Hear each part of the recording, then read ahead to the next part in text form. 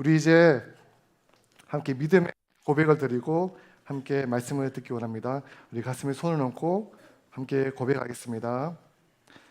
하나님은 나를 사랑하십니다. 하나님은 나와 함께 하십니다. 하나님은 오늘 나에게 말씀하실 것입니다. 그 말씀을 듣기 원합니다. 그 말씀에 순종하기 원합니다. 말씀이 나를 살릴 것입니다. 말씀대로 살아낼 것입니다. 결단코 이전과 같지 않을 것입니다. 아멘. 네, 아주 가끔씩, 자주는 아니고요. 아주 가끔씩 저에게 연애 상담을 요청하는 친구가 있어요. 어때요? 제 자신을 보면 연애를 많이 한 것처럼 보이는 이미지는 아니잖아요. 연애를 잘하는 이미지는 아니지만 저에게 연애 상담을 요청할 정도면 얼마나 마음이 답답하고 급하면 저에게 요청을 하겠습니까? 그렇죠? 그런데 그런 친구들의 고민들은 다 똑같아요. 그 친구의 외모나 뭐 성격이나 그런 게 아니고 딱 하나거든요. 제가 짤 하나, 사진 하나로 제가 설명드릴 수 있습니다. 한번 보여드리겠습니까? 네, 선톡 안 하는 심리. 그러니까 내가 좋아하는 사람, 그리고 관심을 두고 있는 사람과 DM을 하든 뭐 카톡을 하든 뭐 싸이월드 쪽지를 요즘 싸이월드 안 하죠. 어쨌든 메시지를 보내고 있는데 항상 먼저 연락하는 사람이 누구다? 나만 계속 연락을 한다라는 겁니다. 왜 그 상대방은 나에게 먼저 카톡을 보내거나 연락하지 않는 건가? 그 사람, 전사님, 그 친구 저 안 좋아하는 걸까요? 저를 관심에 안 두고 있을까요? 이런 고민들을 하는 겁니다. 근데 이것은 누군가를 좋아하고 관심을 가질 때뿐만 아니라 연애를 하면서도 중요한 문제입니다. 다시 말해서 왜 연락이 안 오지? 왜 항상 나만 선톡을 하지? 밥 먹고 톡 한다 그랬는데 왜 톡을 안 하지? 학원 수업 끝나고 연락한다 그랬는데 전화한다 그랬는데 왜 연락을 안 할까? 이번에는 카톡 답장을 8분 만에 답장했네. 근데 왜 20분이 지났는데 카톡 답장을 안 하지? 이런 생각들, 이런 밀당들, 이런 생각들을 꾸준히 우리 머릿속에 계속 하고 살아갑니다. 제가 여러분들에게 질문 하나 드려볼게요. 자, 눈치 보지 말고 한번 대답해 주세요. 자, 나는 내가 좋아하는 혹은 내가 관심 있는 사람이 생기면 항상 먼저 연락한다. 먼저 나는 연락한다. 나는 계산하지 않아. 나는 밀당하지 않아. 먼저 연락한다. 그 친구 말고, 아무런 감정이 없는 친구 말고 내가 정말 좋아하는 사람, 그런 사람한테 나는 밀당하지 않고 계산하지 않고 먼저 연락한다. 몇몇 친구도 보이고, 네, 목사님 감사합니다. 네, 이게 쉽지가 않아요. 쉽지가 않은 문제입니다.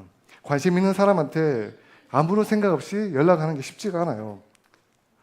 그래서 설교를 준비하다가 전사 현재 교제하고 있는 자매님이 있어요. 이제 뭐 결혼을 하겠죠. 그 자매님과, 네, 박수 치지 마세요. 네, 그 자매님과 네,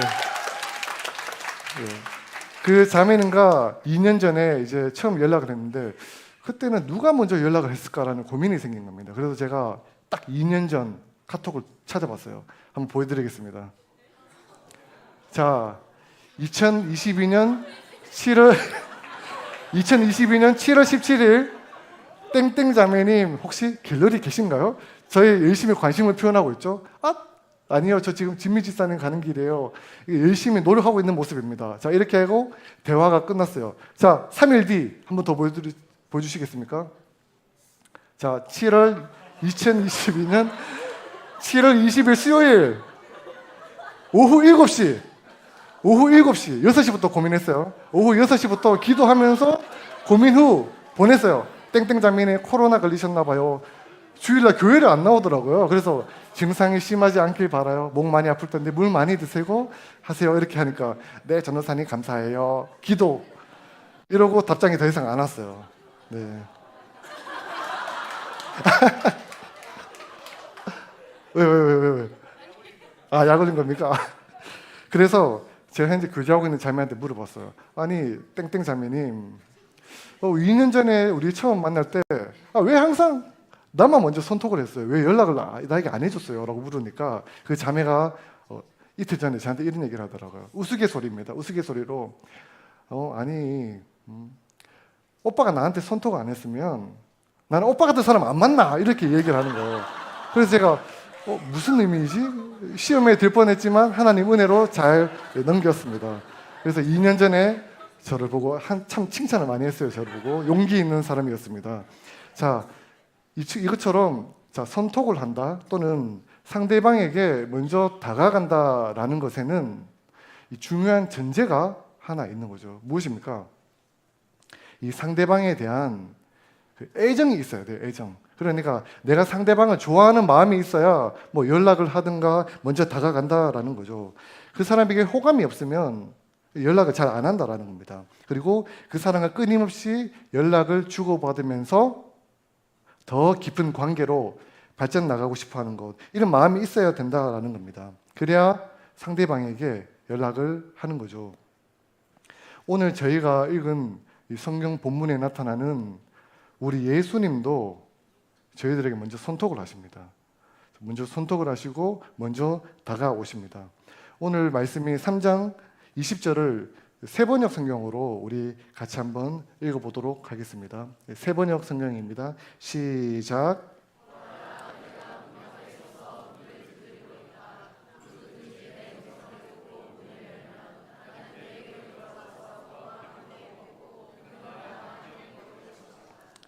네, 이 말씀은 좀 예수님께서 하고 계신 말씀입니다.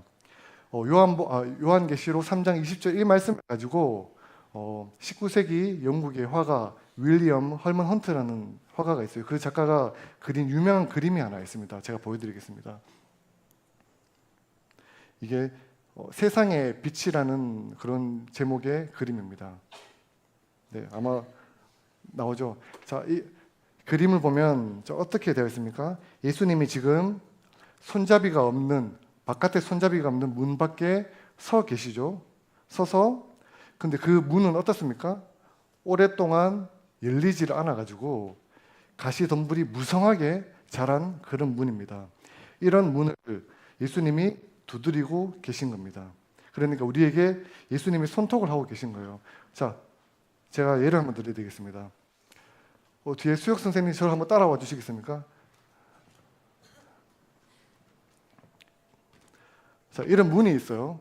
손잡이가 있죠. 근데 손잡이가 없는 문이에요. 그래서 예수님이 서서 계속 노크만 하고 계신 겁니다. 문이 손잡이가 없으니까 문을 못 여니까. 이 문은 무슨 문입니까? 이 문은 우리 마음의 문입니다. 우리들의 마음이 오랫동안 예수님으로부터 닫혀 있어서 예수님이 들어오지 못하고 계신 모습, 이게 요한계시록 3장 20절의 말씀입니다. 그러면 여기서 저희들은 자연스럽게 이런 생각을 할 수가 있는 거죠.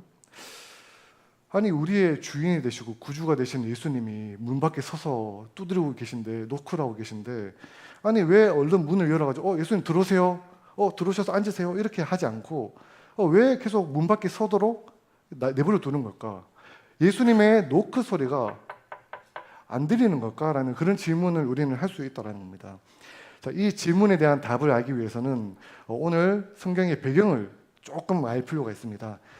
사진 한번 보여드릴게요. 오늘 저희가 읽은 성경인 이 요한계시록은 이제 현대의 튀르키예죠. 튀르키예. 이 튀르키예 2000년 전에는 소아시아라고 불렸어요. 소아시아. 이 소아시아라는 여러 도시에 있는 이 지역에 쓴 편지, 이 편지의 내용이 요한계시록입니다. 우리 중동부가 이번에 튀르키예 그리스로 비전트리로 떠나죠. 그 튀르키예 쪽인데 지금으로 치면 대한민국 7개 도시에 편지를 쓰는 겁니다. 뭐 중구의 종로구의 영락교회도 쓰고, 양재동에 있는 온누리교회도 쓰고, 저기 뭐 신사동에 있는 뭐 소망교회도 쓰고, 이렇게 편지를 막 보내는 겁니다. 그리고 특별히 오늘 읽은 3장 14절 이후의 내용은 이 7개의 교회 중에 하나인 이 라오디게아라는 도시가 있어요. 이름 어렵죠? 이 라오디게아라는 도시가 있습니다. 사진 보여드릴게요. 지금은 이제 유적으로 남아 있는데 이 라오디게아라는 이 지역에 보낸 편지, 그게 3장 14절의 내용입니다. 자, 정리하면 이 라오디게아 교회 성도들에게 사도 요한이 이 편지를 쓰는 겁니다.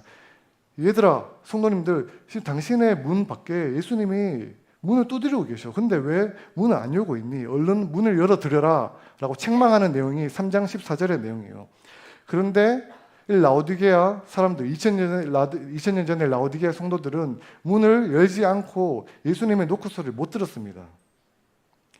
그 이유는 17절에 나옵니다. 우리 17절 세번역 성경으로 같이 한번 읽어볼 텐데요.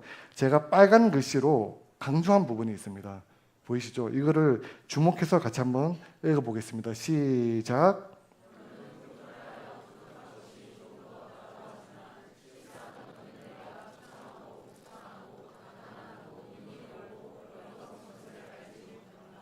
자, 17절에 무슨 뜻입니까? 이 라오디게아 성도들의 신앙 상태, 영적인 상태가 이런 상태라고 이 사도 요한이 꼬집어서 책망을 하고 있는 겁니다. 너희들 돈 많지, 부유하지, 풍족하지, 그래서 자만하고 있지. 근데 실제로 너희들은 가난해. 실제로 너희들은 눈이 멀었어. 실제로 너희들은 벌거벗은 상태야라고 책망을 하고 있습니다. 제가 아까 보신 것처럼 빨간 부분을 강조한 부분 있죠? 다시 한번 보여주시겠습니까? 이렇게 빨갛게 강조를 한 이유가 있습니다.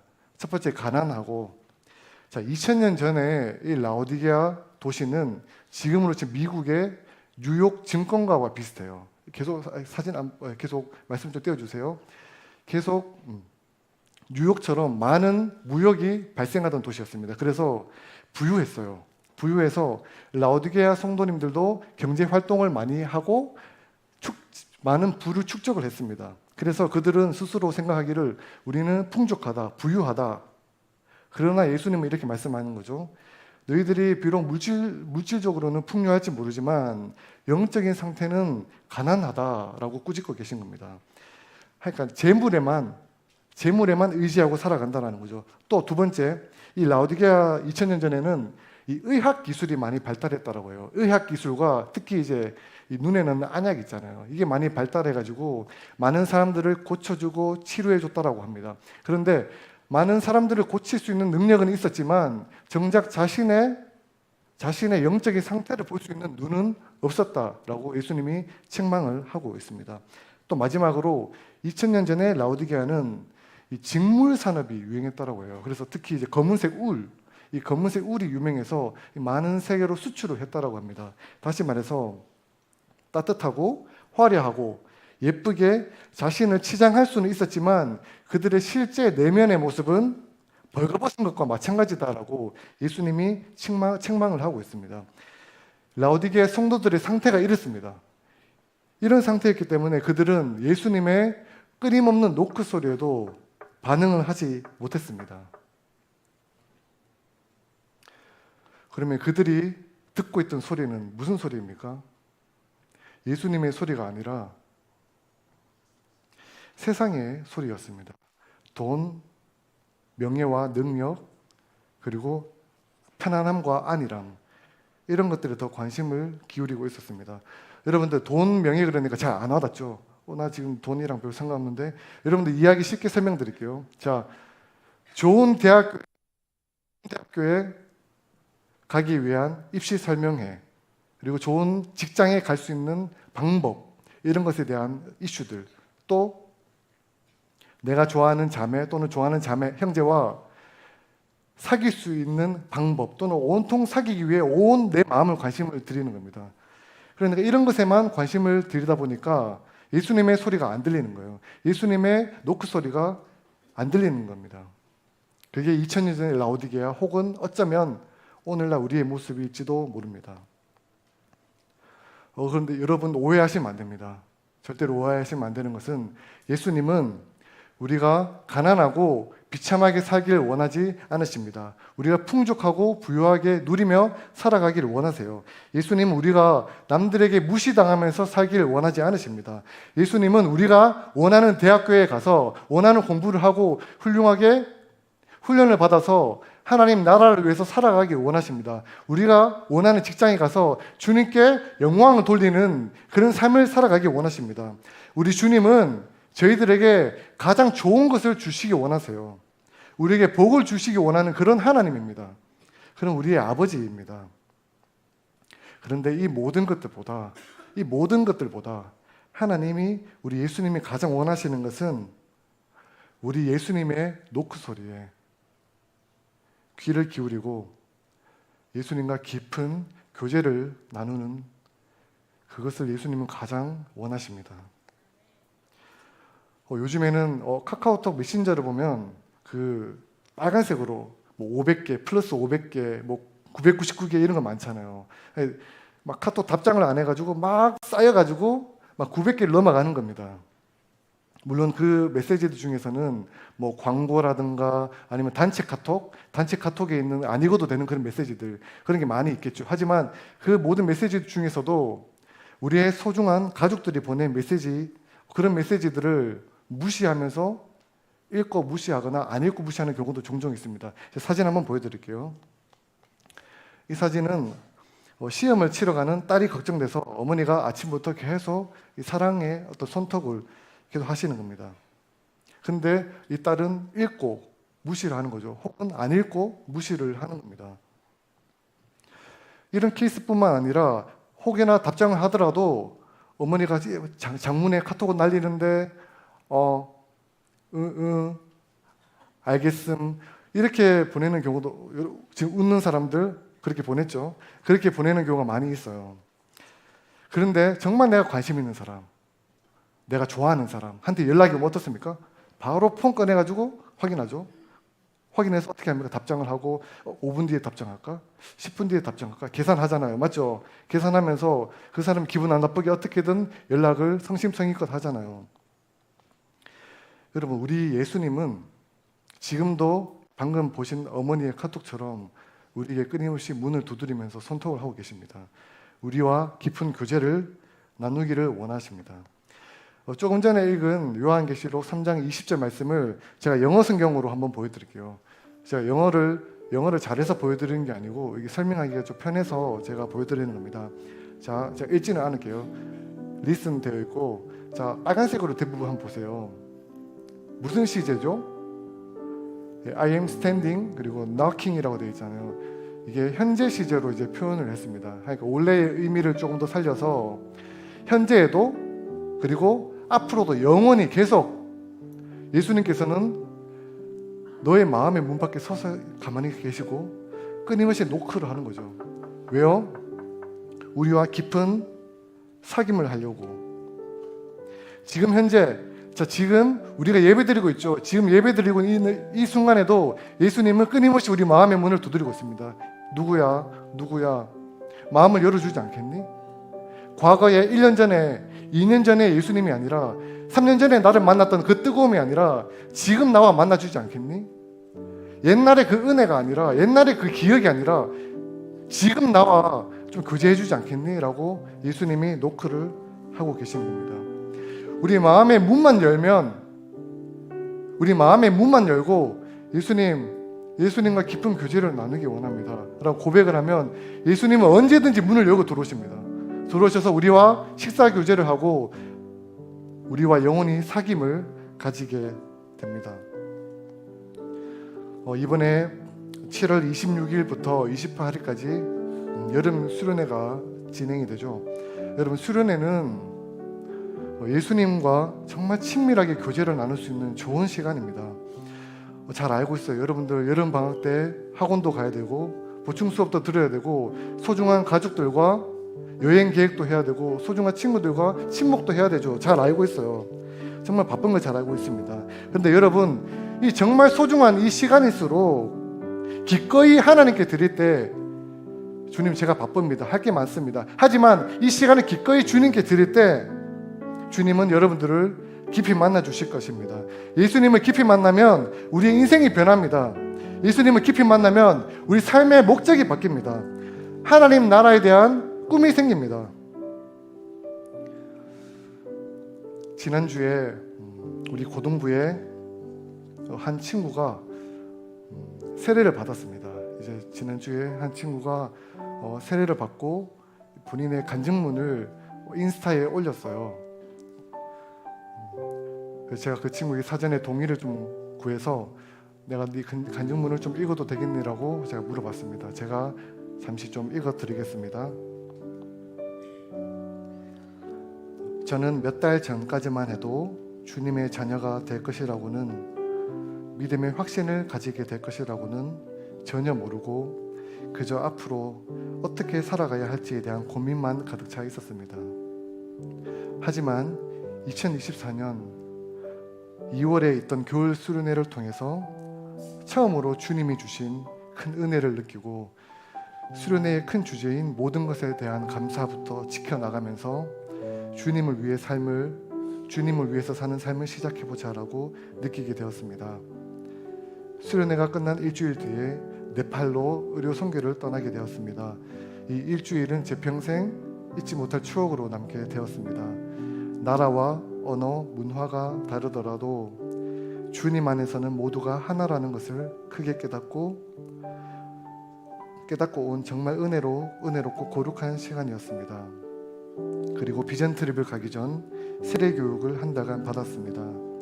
예수 그리스도를 구주로 믿고 다시 태어나기 위한 세례 문답식을 진행하는데, 이 문답식도 너무 떨리고 그래서 기도를 많이 했습니다.